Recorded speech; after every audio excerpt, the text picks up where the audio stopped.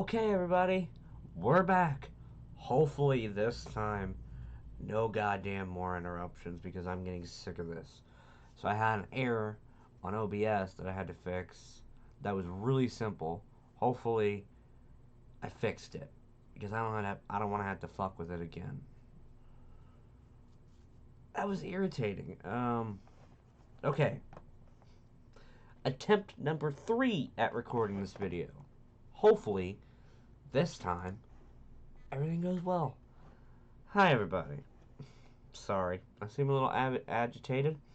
That's because I've been trying to record this video for like 10 goddamn minutes, and I keep starting the video, and my recording gets cut off after like 20 seconds.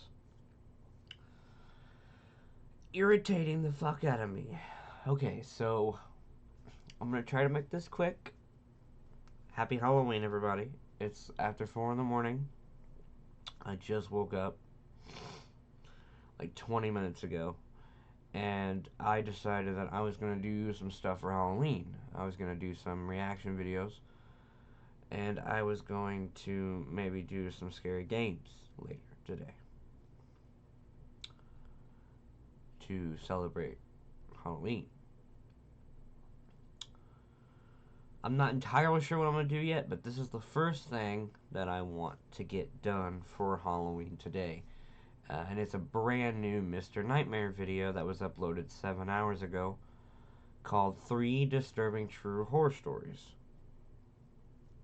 Now, here we go. We're going to try to do this again.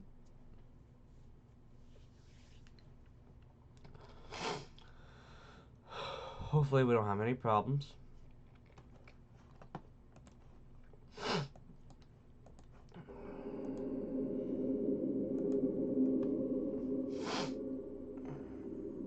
Oh, by the way, Mr. Nightmare's channel will be in the description below, as well as the video.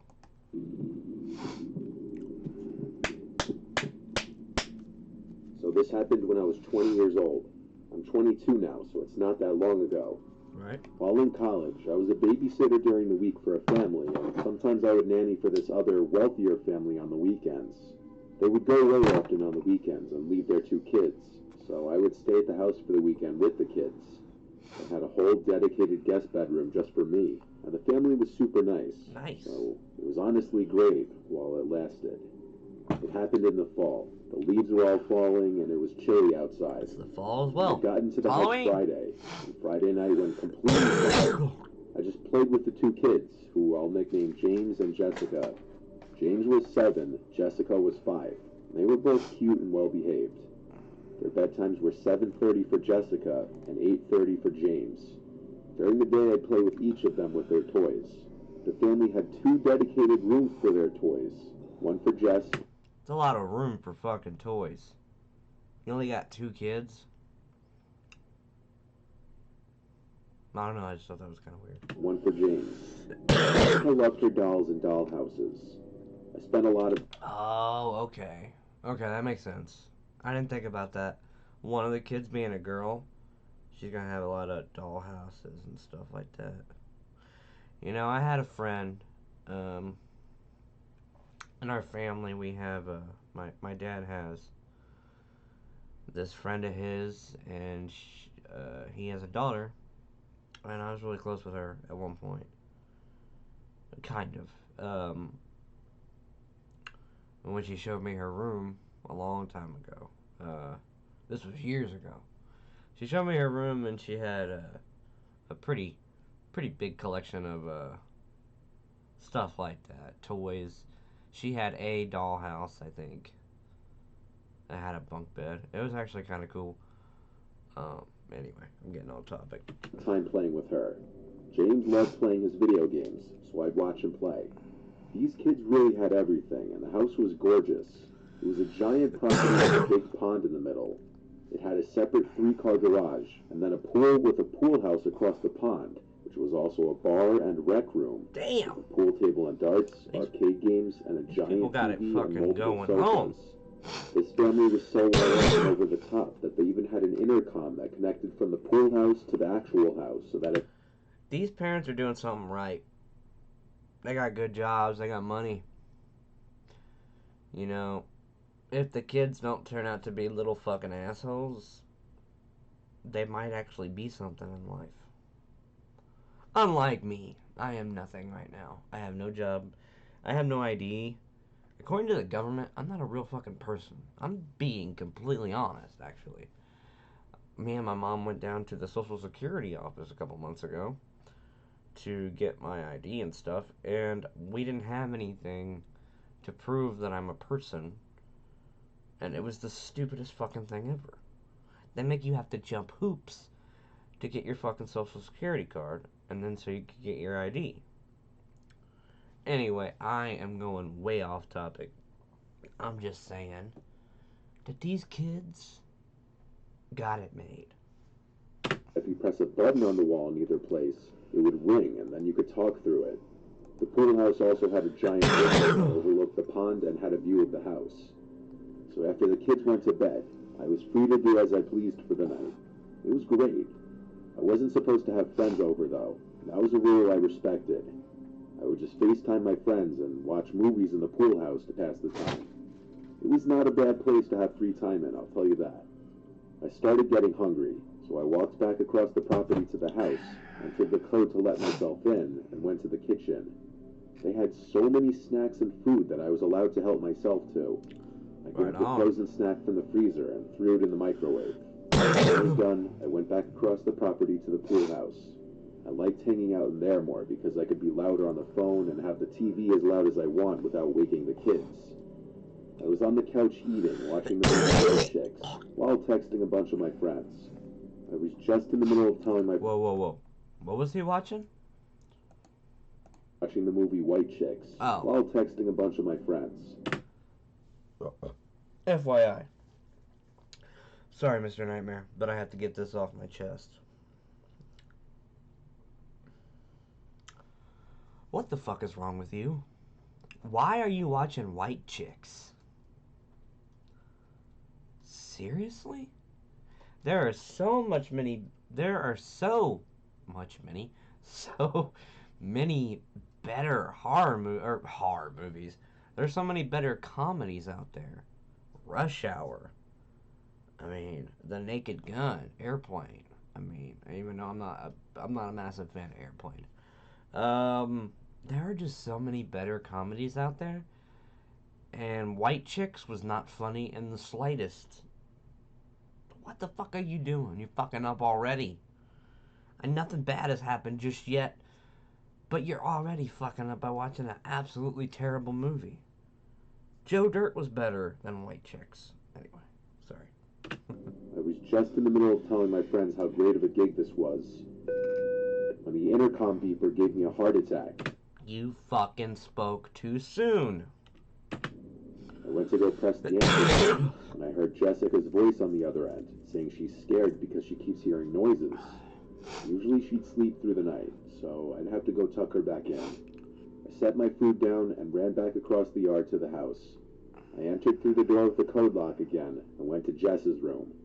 She must have ran straight back to her bed after we got off the intercom, because she was already back in her bed all scared. I went to tickle her and tuck her in, just so she wouldn't be scared anymore. Tickle her?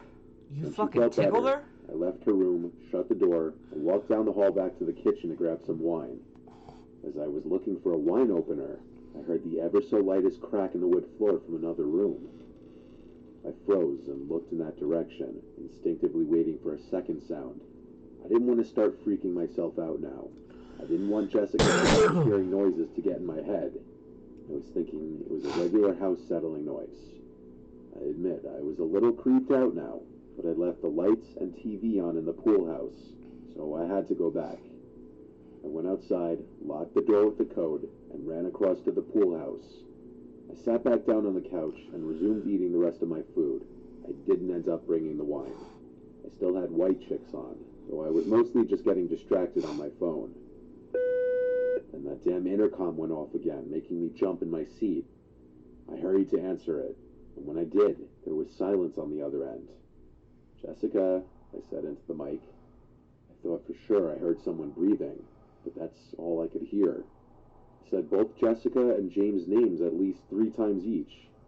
Now I was actually starting to become terrified. I called my friend Kelsey and told her I want her to come here because I'm actually getting really scared.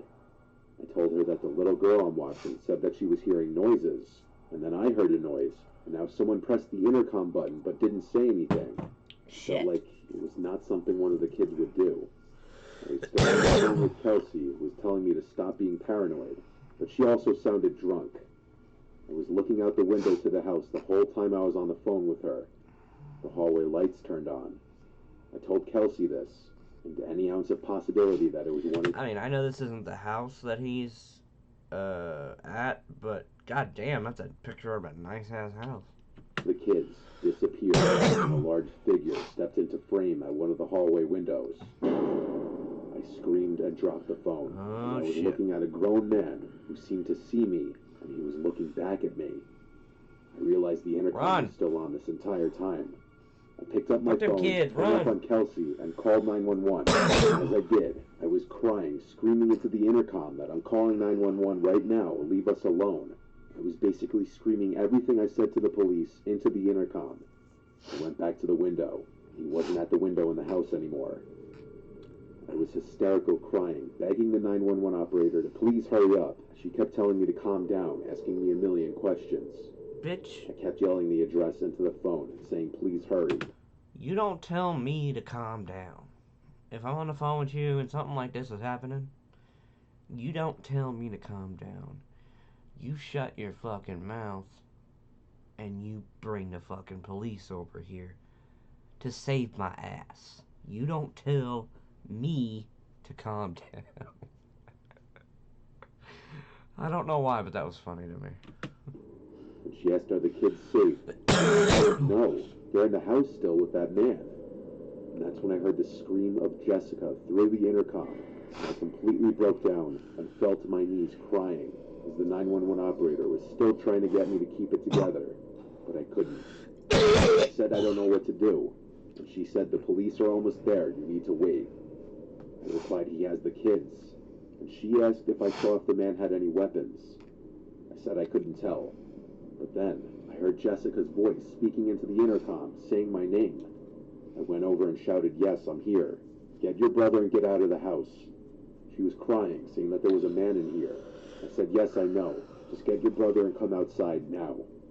It was the bravest thing I had ever done, running outside back across the... Brave my ass. You didn't even go in there after her. You just told her to come out.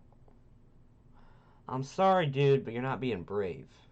I mean, all you did was tell her to come outside. I mean, you could have ran in there and actually got her ass and her brother and taken her away from this god-awful dude who's trying to do God knows what. The yard to the house and meeting the two kids who were already at the door. I grabbed both of them and led them back across the yard to the pool house again, where we hid with the lights off. Both of them were crying, and I still wanted to as well, but I had to be strong and keep it together for them. I still was on the phone with 911, and she eventually told me that the police are here, and that they'll come meet us at the pool house. I'm gonna be honest, there ain't a lot of things that scared me.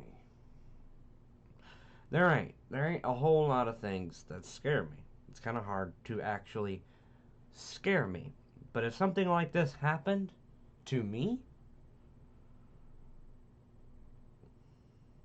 I don't want to insert the clip because if I do, I'm afraid I'm gonna get copyrighted, or not copyrighted, but yeah, I guess I would be copyrighted for inserting somebody else's video. But in the words of the great Gator Martin, I'd be 9 miles out. I'd be 9 miles out. And I think I would be a little scared. Just being honest. And I'd grab my Adidas 3000s. And yes, I would run the other fucking way, but I would take those kids with me. Because I ain't leaving them in danger. I won't. Words were the most comforting words I'd heard in my life. The flashlights of the police shone through the windows. I led the kids to the door, where we met a couple police officers. The female cop took the kids with her to one car. I went with another cop to another car. There were already 3 cop cars in the front of the house. and more kept showing up.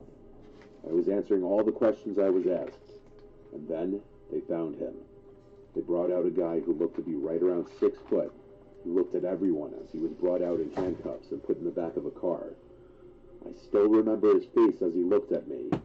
He looked like the product of incest. His face was messed up. Jessica and James' parents were called right away and made aware of the situation. There was no way any of us were staying there that night. The parents arranged for the kid's aunt to come pick them up to stay with her, and I guess she called out of work the next day. I went home after they didn't need me anymore. But when I got home that night, I didn't sleep. I was still in shock, I think. I still had a leftover adrenaline rush. The parents understandably didn't leave the kids alone for a long time after that, I'm sure. I do know they pressed charges to the fullest extent, and with their resources, I hope that creep got what he deserved and more. I respectfully told them I couldn't stay there anymore because I was haunted by that night. I could only imagine how scarred those poor kids were, and maybe still are. Do not blame you at all.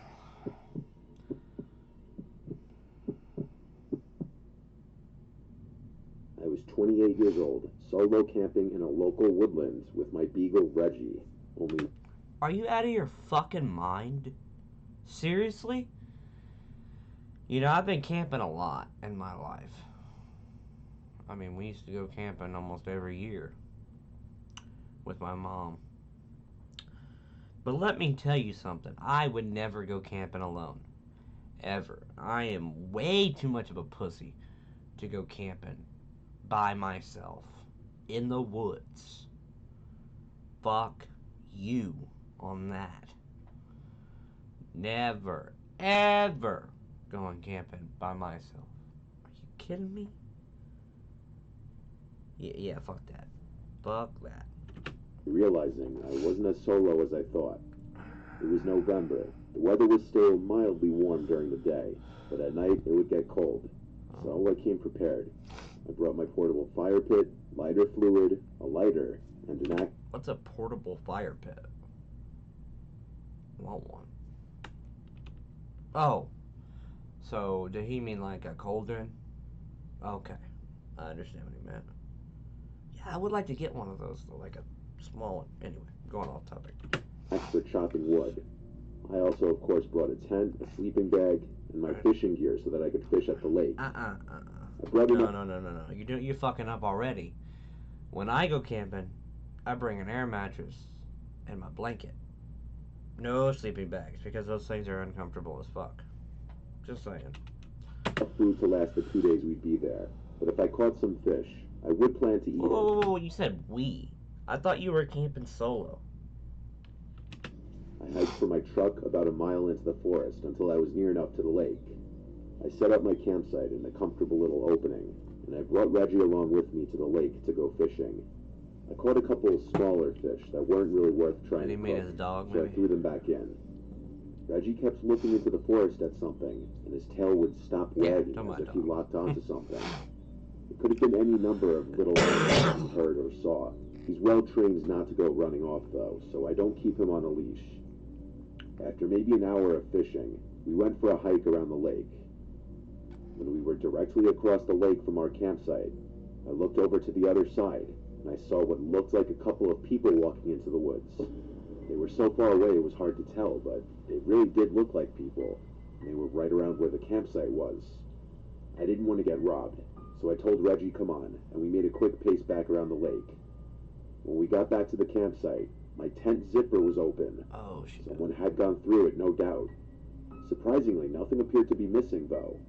Not that there was really much to steal beyond the fire pit and fishing supplies. Still, I knew I was right when I thought I saw people, and the fact that they had gone through my campsite gave me the creeps. I just want to ask Mr. Nightmare a question, if he's watching this, which more than likely he's not. But if he happens to watch this video, I just want to know something.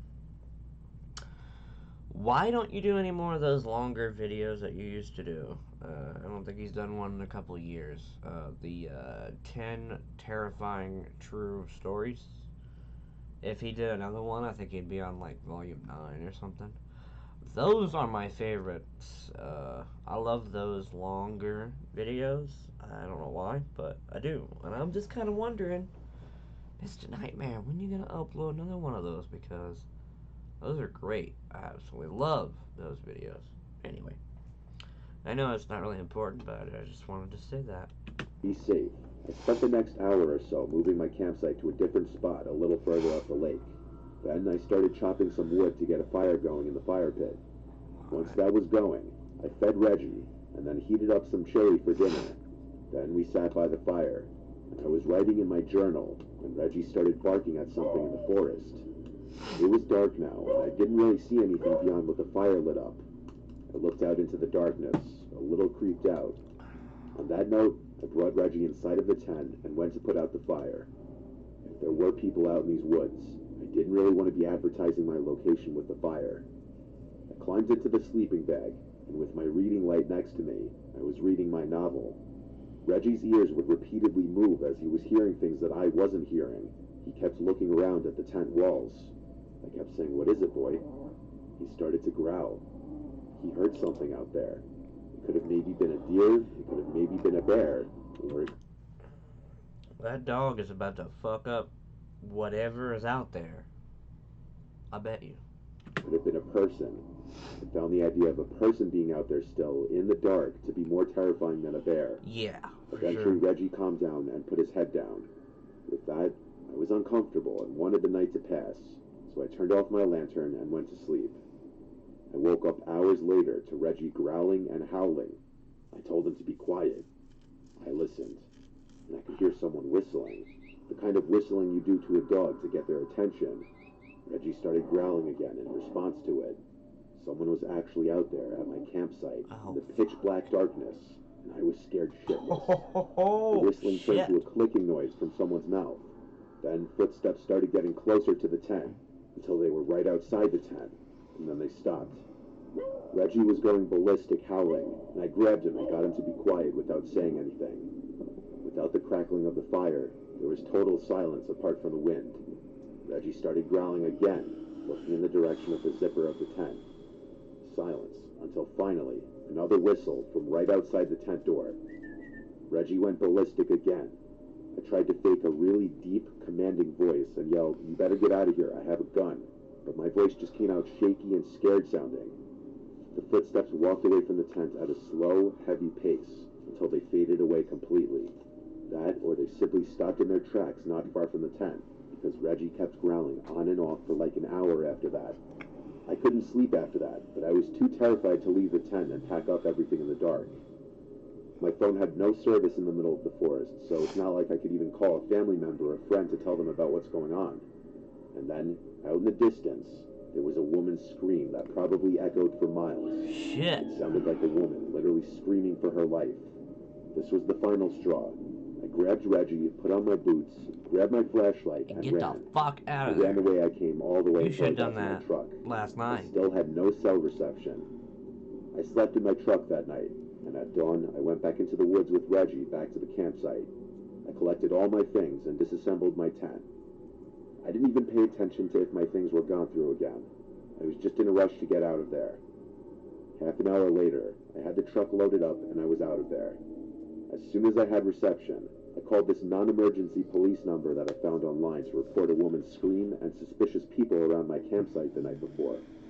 I don't know what became of any of that, and I don't know what was going on in those woods, but I never returned to go camping there again. Next time, don't go camping alone. It's always a bad idea. Alright, final story, number 3. I was home alone one night. Our house is a split-level house, and the upstairs is an apartment, basically. So my brother and I live upstairs while our parents live downstairs. Right. Pretty nice. It was a weekend, and I was staying in. It was rainy outside, so my friends didn't really want to do anything. I spent the night watching scary movies in my room. I was watching Dr. Sleep, a movie I'd never seen before, and I was pretty invested in it. I paused it while I went I to go still grab have a never snack seen in the that. kitchen. That's the sequel to The Shining. Not too long ago I watched The Shining, but I have never seen Dr. Sleep. I need to check that out at some point. I went to the pantry closet, grabbed a box of crackers, and then heard a sound from downstairs. which I dismissed as nothing. I went back to my room, shut the door, and turned the movie back on. I noticed the backyard motion light was now on, and then I heard some sounds from downstairs, directly below my bedroom. Fuck. It sounded like the back door being closed. So to explain the layout of our house, my room is directly above the back door to the house on my parents' floor. The walls in this house are paper thin. You could hear a pin drop from downstairs. So I easily heard someone downstairs.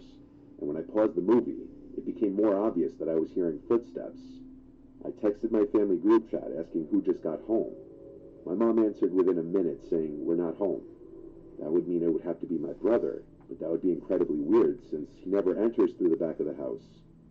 He also wasn't supposed to be home tonight. I said in our group chat, "I hear someone downstairs. Alex, is that you?"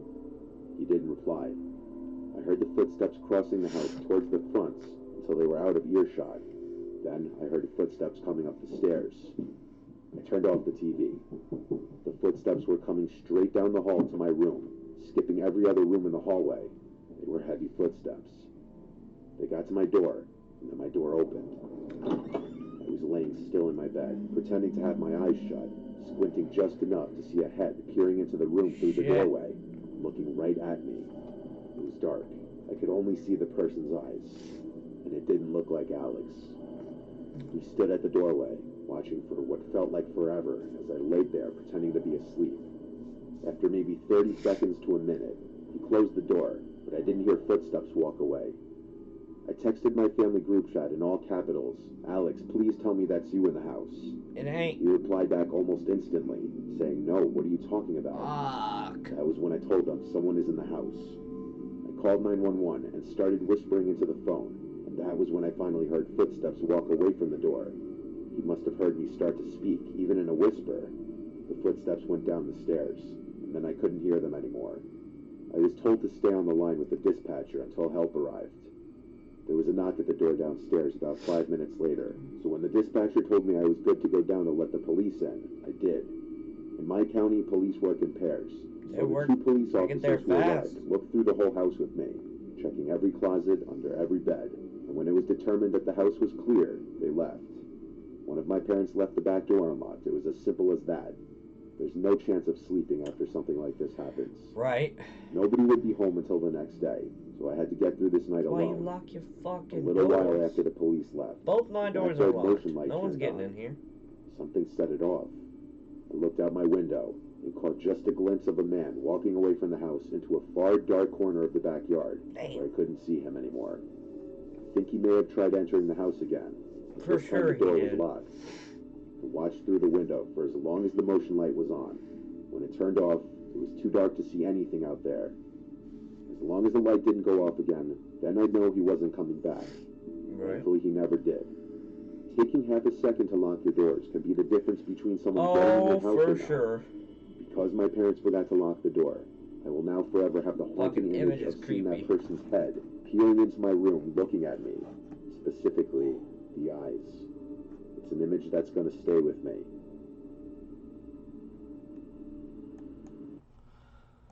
Alright guys, we did it. No interruptions in the video. Everything was working fine. I want to thank you guys so much for watching and look forward to more videos today later on. I'll see you guys in the next video. Bye bye. Happy Halloween.